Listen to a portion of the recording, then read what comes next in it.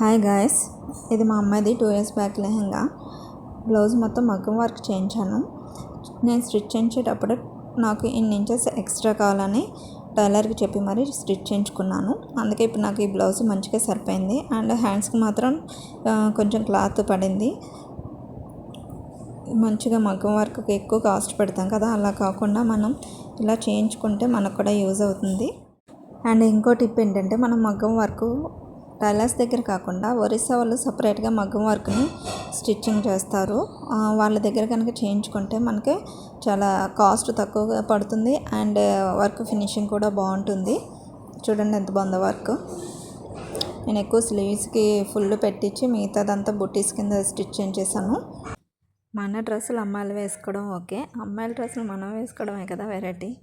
మీలో ఎంతమంది మీ అమ్మాయి డ్రెస్సెస్ వేసుకుంటారు?